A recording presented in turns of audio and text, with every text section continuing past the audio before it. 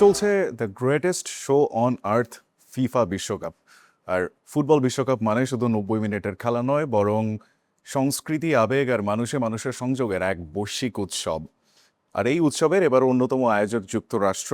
Channel ওয়ানের বিশেষ আয়োজন মুখোমুখিতে আজ আমাদের সঙ্গে আছেন বাংলাদেশে নিযুক্ত যুক্তরাষ্ট্রের কনসিউলার জেনারেল মিস্টার অ্যালবার্ট আর সিয়া। তার সঙ্গে কথা বলবো, জানতে চাইব ফুটবল, বিশ্বকাপ এবং খেলাধুলা এবং বিশ্বকাপের উন্মাদনা কিভাবে দুই দেশের মানুষকে আরো কাছে নিয়ে আসে, এসব কিছু নিয়ে। Mister Sia, welcome to channel one. No, thank you for joining us today and for giving me this opportunity. Sir, I've heard that you are a huge football fan. Could you tell me about yourself and your personal connection with the game? Sure, I am a huge soccer fan. I actually just flew in last night from Seattle, where I went to see the United States-Australia football match.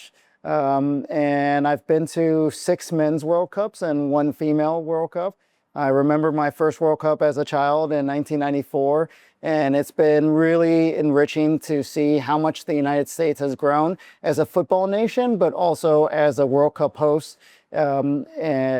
from 1994 until now. I mean, when did your love for the football at first begin, and what mostly drew you to the sport? Well, football runs in my family's blood. My father came to the United States on a football scholarship to play soccer at Catholic University in Washington, D.C., then stayed, and I am a product of that. On my mother's side of the family, we had 2 family members play in the 1998 World Cup for the country of Chile, which is my family's homeland. And I just grew up in Washington, D.C., which is a very diverse culture with a long history of football. My actual first football match to see the U.S. play was in 1991, which was also Bangladesh's football coach's first match for the United States. Thomas Dooley's first match for the United States was my first match watching the United States in this stadium. So my fandom goes a long way. This was the 5th time I saw the United States play in person at a World Cup. Have you ever collected any football jerseys or cards, any particular shirts from any famous footballers or like this while growing up? Oh, yes. It's actually much of a debate with my wife about should I purchase any more soccer jerseys. I think my oldest jersey is from 1989 from the United States. I have a jersey from 1991, which would have been the first jersey that Thomas Dooley wore, but I have maybe about 50 football jerseys from around the world. One of my prized possessions was in 1995, the United States played in the Copa America against Chile, and my mom's cousin played for the Chile national team, and he changed jerseys with U.S. great Kobe Jones. So I have the jersey from Kobe Jones that he wore in the United States game against Chile in 1995. You were talking about earlier that you went to States to watch the match of USA versus Australia. How was the overall experience? It was an amazing experience. I think the United States is a great place to hold the World Cup just because the amazing infrastructure and stadiums we have. It was a great atmosphere to showcase our cities and our stadiums. I went to Seattle, which is a very unique football city in the United States. Our Seattle Sounders team goes back many, many decades, and our fandom in Seattle is huge. We had a march from downtown Seattle towards the stadium where 15,000 American fans just marched along the streets. Earlier today, we had some of our colleagues from the Australian High Commission, and I was just telling them about that amazing experience of just hanging out Australian fans and U.S. fans before, during, and after the game. Hearing the national anthem sung at that stadium was one of the most moving experiences of my life. That stadium is considered a particularly loud stadium, and the second goal the U.S. had against Australia was the loudest recorded crowd in any football match, and it actually registered as an earthquake because it was so loud. It was even louder than a Taylor Swift concert. As anyone who has heard Taylor Swift concerts, those are really loud, and this one was the celebration for that second goal was even louder. You were talking about Mr. Dooley as well. You mentioned him a couple of minutes ago. So when he made his debut for the States back in 1994, you were there. You saw his first game. What was your initial thought about him, and what do you mostly remember about him? That game was a particularly important game because many important players had their first games for the United States. It was against the Republic of Ireland. It was in Washington, D.C. It was a school night, so I remember coming back home very late and very wet because it was raining the entire match. And he assisted, I believe, on the second goal. From the moment, you just knew that he had this football acumen that was way beyond what we had in the United States. He's a professional throughout his entire career, and at that time, the U.S. football team was staffed mostly with amateurs, collegiate players, and Thomas Dooley brought this level of world-class knowledge, this professionalism that carried on throughout his career in the United States. What we see now with the U.S. national team is a product of the work of Thomas Dooley and others like him. On our current team, we have a player, Weston McKennie, who plays in Juventus, and I think he is the closest player we have to Thomas Dooley, and that ability to read the game.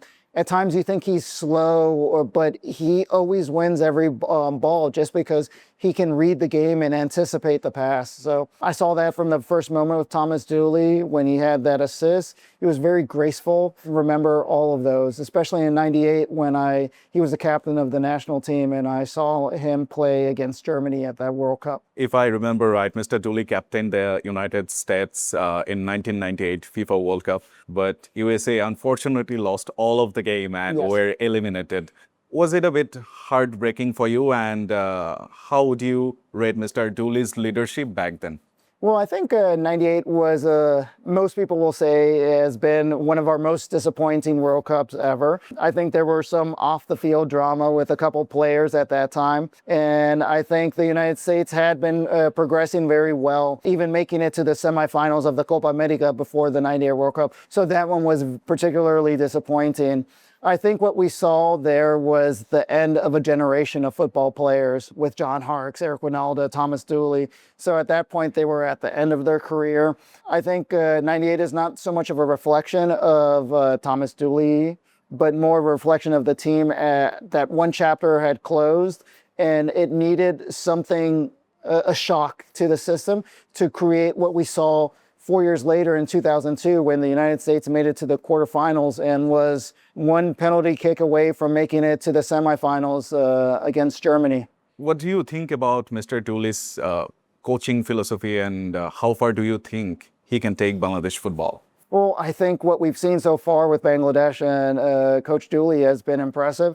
First win in Europe, first win against first win against a UEFA team. So I think Bangladesh has the potential, the population, the passion to just grow. We've seen in Asia how some teams that were considered minnows are becoming big teams, and I think Coach Dooley presenting an organized way of football can transfer that to the Bangladesh national team. I was fortunate to see Bangladesh play once against Singapore during the last qualifier rounds. Unfortunately, it did not go well for Bangladesh, but you could see there was the potential there. And I think also using the same recipe that other countries use, such as Curacao and Cape Verde, looking at the diaspora communities and seeing, like with Mr. Chowdhury or the Sullivan brothers, what other members of the diaspora community can come here and augment the local football players. It's a good recipe that has worked for other countries, and hopefully it works for Bangladesh. Are you familiar with the famous Sullivan brothers? Yes, yes. I'm most familiar with the eldest brother who has played Quinn Sullivan? Yes, and well, with Quinn Sullivan, who has played one game for I think a couple games for the men's team, but also Kevin Sullivan. We consider him our next future great player. Hopefully Bangladesh doesn't steal him from us. Like the other two, Ronan and Declan? Yes, they're just great, and they have a promising career. One of them also has a promising singing career from what I've seen on the YouTube videos. But it's just a great footballing nation, and also it shows the ties that Bangladesh has with the United States going back. The Sullivan's grandmother can connect those players back to the team here. Like these Sullivan brothers, another player named Mr. Trevor, who is also Bangladeshi-American striker from Stanford University and currently playing in the NCAA, one of the top university football competition in the United States. Do you think these sort of pledging their allegiance to Bangladesh and wanting to represent Bangladesh in global stage in football. Do you think they can take the Bangladeshi football attack into next level? I believe they can. It is a recipe that worked well with the United States. Thomas Dooley was born and raised in Germany, but through his parents was able to represent the United States. And I think we saw how players like Thomas Dooley, like Regis, Jermaine Jones have helped the U.S. football. Right now, our top goal scorer, Florian Balogun, and our starting midfielder, Tillman, and also Serginho Dest in the back, they claim their heritage through the United States and can represent the United States. And I think the important thing is just not to rely solely on members of the diaspora, but make sure you incorporate the local players, because you need to have the players that represent the local community. Look at Curacao, look at Cape Verde, look at Algeria. How they rely on players who, through heritage or from the diaspora community, to represent their national team and elevate their national team. Looking at the first round performance of the USA team, do you think this team is driven more by individual quality, or they act as a unit? No, I think this team is a representation of the Pochettino coaching philosophy. It's a well-organized team. You have those star players. You have Balogun, you have Pulisic, you have Serginho Dest. But what you have is a cohesive attacking and defensive unit. Today against against Turkey, it was the 82nd minute, and you saw a full press up in the final half of the Turkish field, and they were going after it, and it was a unified counter press there. So yes, you have those individual players, but all those early goals you see are products of the counter press and the organized team. And it's more of a team effort than an individual effort. What has impressed you most about this team? I mean, the defensive discipline, or the, energy, full of energy in the midfield or the attack? For me, it's been the organized counter press, the defense, and the energy. I think it all starts from there. What you saw in the first two games, the U.S. counterpress was suffocating. Paraguay could never get out, and before they knew it, they were down 3 goals. Against Australia, we attacked them very quick. In all the games, we've had a goal in the first 15 minutes, and I think that is from us going hard, going strong. And these are teams that are defensively sound, but because we are able to press them and to win balls in the final half, I think that's been something that's very impressive for me. And it's facilitated the natural talent we already had on our national team. Which sort of opponents can, create problems for United States in the round of 32? Well, I always thought that the United States would always have difficulty against the opponents we saw in the first round, which would be opponents that were defensively sound, that were physical and would park the bus, because the United States would have to try and create the ball, create the opportunities. I think what you saw in the first 2 games, the United States controlled the vast preponderance of the game, possessed the ball, because that's what the other teams wanted us to have. They wanted us to have the ball and wanted to tire us out. I think once we get into the second round and hopefully farther beyond that, we will encounter teams that are much stronger, that will not sit back. They will go towards us. And that surprisingly might do us a favor, because it creates more space for our attacking. I think the one thing that I fear is we've played back a lineup that looks on paper a 4-4-2, but when we're attacking, it's more of a 3-back or 2 fullbacks playing as wingers. So it's more of a 3-5-2 or a 3-4-2. So it's creating a lot of attack, and it might open us up for counterattack. So I think once we encounter better opponents, we have to be aware of being stuck too far defensively. In the round of 32, should the USA try to keep the ball more to them, or they should play directly? We have to play our game. We have to take advantage of the wings. We have to create spaces. Our secret has been those crosses. One way to break open a team is get to the end line and make those crosses. We've had 3 goals scored exactly in that format, and I trust that it's worked for us, continue to employ it. As of right now, it looks like we will face Bosnia, which will represent a similar setup as we with Australia or Turkey. But I think if we have to continue working and playing our game, not adjust too much, because too much change will be a little bit hard for our players to adapt to. Based on what you have seen so far, I mean, don't be a fan right now while answering. Be neutral. How far do you think USA can go in this World Cup? Pochettino has a sign in his office that says, "Why not us?" So why not us? We are hosts. We are playing really well. I think before the start of the World Cup, I was not as optimistic. I thought maybe we can make it to the round of 16. Maybe we can make it to the quarterfinals. I think this team should definitely make it to the quarterfinals. We have that potential. Once we get to the quarterfinals, then we would, depending on how things line up, have to face Argentina or a team of that quality.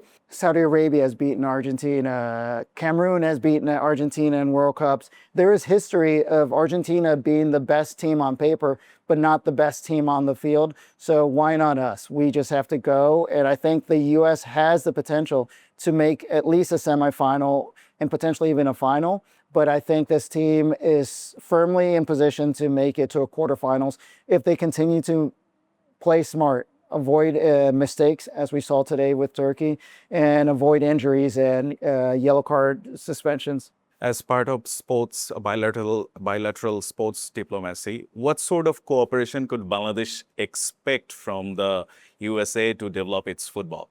Well, I think what we see is that football is the world's game. Bangladesh should see how we organize events and use our example, use other major sporting events as examples. But the United States and Bangladesh have had a long history of cooperation, and I'm just really excited to see what comes forward in the future. The number of US football team fans are gradually increasing in Bangladesh. And a couple of days ago, the US ambassador to Dhaka, Mr. Christensen, also urged Bangladeshi football fans in a media interaction so that they support US national team right now in this FIFA World Cup. What would you like to add to his message? No, I echo our ambassador. The US is presenting a wonderful style of football that's attractive. We have young, talented players that represent some of the best leagues around the world. And we have a world-class coach with Pochettino. And I think the United States scoring, almost 9 goals in 3 games is showing that we are an attractive style of football. We are defensively sound, but we try to present a wonderful spectacle to the crowd. And I think the Bangladeshi audience would be proud of supporting the U.S. national team. And I encourage them to root the United States, hopefully all the way. All right. I would like to know your opinion on the GOAT debate. If I had to give you an option that you need to pick one between the two, would you pick Lionel Messi or Cristiano Ronaldo? For me, it's not even a competition. It's Messi. And I'm not an Argentina fan. And since my family's heritage is from Chile, generally I never root for Argentina. But Messi, what we have seen in this World Cup is just amazing. And the fact that he is doing it so well in dominating games at this age is just amazing. Obviously, Ronaldo is still scoring goals and still doing a great job. But Messi, the way that he has taken his national team to win the Copa America, to win the World Cup, and how it works so well, I think that is a little bit a level above what Cristiano Ronaldo has achieved in his storied and superb history. But Messi is just Messi. Albert, are you saying this because Cristiano doesn't play in the Major League Soccer? No, it's not just because of that. But I mean, if he played for any other big football playing nations like Argentina or Brazil, don't you think he would have he could have achieved 1 or 2 FIFA World Cup trophy? That's always an argument, but sometimes Ronaldo has the ability of dominating other players and preventing them from not playing to their potential. That was an argument that has been said in the past. I think Messi has a way to elevate players. Argentina on paper was not the best team at the last World Cup, but he elevated all the other players. And I think Messi he creates space. Ronaldo is a player who will score the goals and take the team on his shoulders. Messi elevates the other teammates to do their best. And honestly, they're both amazing athletes. And I hope that the United States has one that is almost 80% as good as them. But for me, Messi is just Messi. What is your key message to Bangladeshi viewers watching this, USA performing like this in this FIFA World Cup? I think that the United States is a great team to support for the neutral team. Obviously, people from Bangladesh will generally support Brazil or Argentina. I just know that from walking down the streets and seeing so many jerseys for Argentina and Brazil. The United States presents an attractive football.